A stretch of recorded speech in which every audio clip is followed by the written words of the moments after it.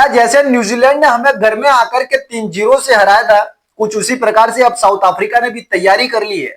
क्योंकि team India ए और south Africa ए के बीच में दो अनऑफिशियल टेस्ट मैचों की ये सीरीज चल रही थी, जिसमें सीरीज 1-1 से बराबरी हुई है। लेकिन टीम इंडिया ने पहला मुकाबला तो बड़ी आसानी से जीत लिया, लेकिन दूसरे मुकाबले में साउथ अफ्रीका ने पलटवार किया, और पलटवार कुछ इस प्रकार से किया कि 417 रनों का लक्ष्य जो टीम इंडिया ने दिया था उसको बड़ी ही आसानी से चेस कर लिया। इंडिया जैसी पिच पर जहां पर स्पिनरों का बड़ा दबदबा होता है, वो भी चौथी इनिंग में वहां पर साउथ अफ्रीका ने, जहां उनके जो बैट्समैन है वो स्पिनर के सामने इतने कमजोर दिखाई देते हैं कि वो 417 रनों का लक्ष्य पीछा नहीं कर सकते थे।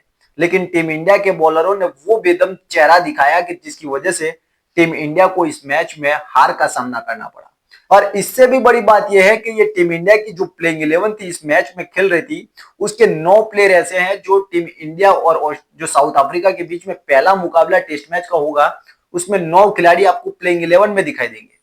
9 में से ज्यादा नहीं तो कम से कम 7 से 8 प्लेयर तो आपको दिखाई देंगे, जिसमें शुभमन गिल साथ में जुड़ेंगे, रविंद्र जाडेजा होंगे और जसप्रीत बुमराह और होंगे। जरा इन 9 खिलाड़ियों की बात कर लेते हैं, और 9 खिलाड़ियों में से 2 ही खिलाड़ी ऐसे हैं जिन्होंने अपने परफॉर्मेंस से टीम इंडिया को एक राहत की खबर दी है। बाकी के 6-7 बल्लेबाजों और बॉलरों ने तो बहुत खराब परफॉर्मेंस दी है। बात करें उन खिलाड़ियों की तो केएल राहुल, साई सुदर्शन, देवदत्त पडिक्कल, ऋषभ पंत, आकाशदीप सिंह, कुलदीप यादव, मोहम्मद सिराज, प्रसिद्ध कृष्णा और ध्रुव जुरेल। ध्रुव जुरेल चूंकि पहला टेस्ट मैच नहीं खेल पाए थे, टीम इंडिया और ऑस्ट्रेलिया के बीच में जो सीरीज चल रही थी उसकी वजह से वो नहीं खेल पाए थे, लेकिन जब लौटे तो उन्होंने दूसरे मुकाबले में टीम इंडिया को उबारा, और उनकी वजह से ही टीम इंडिया ने 417 रनों का ये लक्ष्य। टीम इंडिया ने पहली इनिंग में जो 255 रन बनाए हैं उसमें 132 रन तो सिर्फ ध्रुव जुरेल ने बनाए। दूसरी इनिंग में भी इन्होंने 127 रन बनाए और दोनों इनिंग्स में ये नाबाद लौटे, और साउथ अफ्रीका का हर गेंदबाज इनके सामने बेदम नजर आया।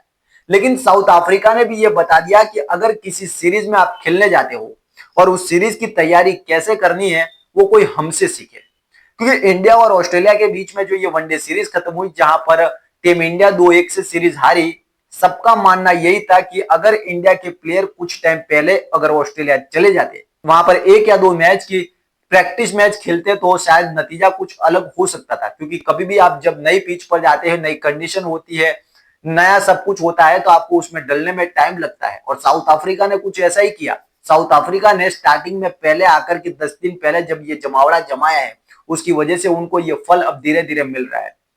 पहला टेस्ट मैच भले वो हार गए थे, लेकिन उनको ये पता था कि धीरे धीरे हम कंडीशन के आदी हो जाएंगे, कंडीशन में खेलने लग जाएंगे तो बड़ी आसानी होगी। और 2 टेस्ट मैचों की ये जो सीरीज रखी है उसमें उनको अब कामयाबी मिलती हुई नजर आ रही है। और अभी इन्होंने जो वनडे सीरीज होनी है उसके पहले भी वनडे सीरीज के इंडिया ए और साउथ अफ्रीका ए के वनडे मैचेस भी होने हैं। तो सोचिए साउथ अफ्रीका किस लेवल की तैयारी कर करके आ रही है, जिससे टीम इंडिया को अब सीखने की जरूरत है।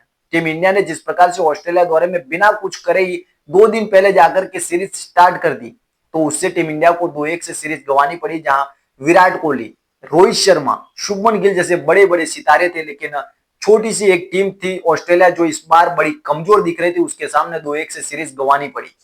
सोचिए किस प्रकार से अब मैदान में उतरेगी टीम इंडिया पहले टेस्ट मैच में, जहां पर साउथ अफ्रीका दूसरे मुकाबले में 417 रनों का ये लक्ष्य टारगेट खत्म करके मैदान में उतरने वाली है। और ये 9 खिलाड़ी किस तरह का परफॉर्मेंसेस करने वाले हैं, जहां पूरी तरह से यहां पर फ्लॉप हुए हैं।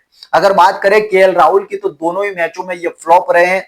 साई सुदर्शन ने बड़ा ही निराश किया है, दोनों मैचों में इन्होंने बड़ा निराश किया, और टीम इंडिया को अब आने वाले टाइम में इनका फ्यूचर क्या है उसका भी सोचना होगा। देवदत्त पडिक्कल की टीम में एंट्री होगी या नहीं होगी ये तो शायद इंतजार उनको करना पड़ सकता है। ऋषभ पंत ने चोट की वापसी के बाद अच्छा परफॉर्मेंस किया, पहले मैच में 90 रन बनाए और दूसरे मैच में भी दूसरी इनिंग में उन्होंने एक अर्धशतक भी लगाया। लेकिन अगर आकाशदीप, कुलदीप और सिराज और प्रसिद्ध कृष्णा की बात करें तो ये सारे के सारे बॉलर फ्लॉप रहे, और साथ में ही कुलदीप यादव को टीम इंडिया ने क्यों इतना जल्दी बेच दिया उसका भी अब राज बाहर आ गया। क्योंकि शायद टीम इंडिया को यह पता चल गया था कि जिस तरह से 3-0 से हमें न्यूजीलैंड हरा के गई है, तो हमारे बॉलर कमजोर रहे थे वहां पर, तो आने वाले टाइम में कहीं साउथ अफ्रीका भी हमें हरा करके ना जाए, इसके लिए पहले से उनको तैयारी करने के लिए भेज दिया। लेकिन कुलदीप यादव भी यहाँ विकेट नहीं चटका पाए और वैसा परफॉर्मेंस नहीं दे पाए जैसा उनसे उम्मीद की जा रही थी। क्या पहले टेस्ट मैच में वो अपना परफॉर्मेंस दे पाए या फिर कहे कि टीम इंडिया ने पिच ऐसी नहीं खिलाई थी जो शायद स्पिनर के अनुरूप हो।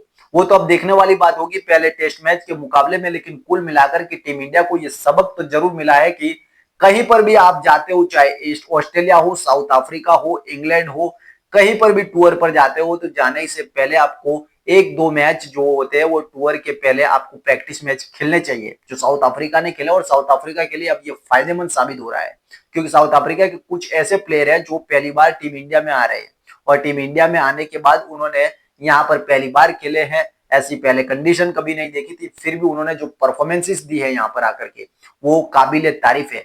क्योंकि इंडिया जैसी पिच पर दूसरी इनिंग में अगर आप बैटिंग में आते हो और 417 रनों का आपको लक्ष्य मिलता है, उसको चेस कर पाना किसी भी टीम के लिए इतना आसान होता नहीं है, लेकिन साउथ अफ्रीका ने ये करके दिखाया है।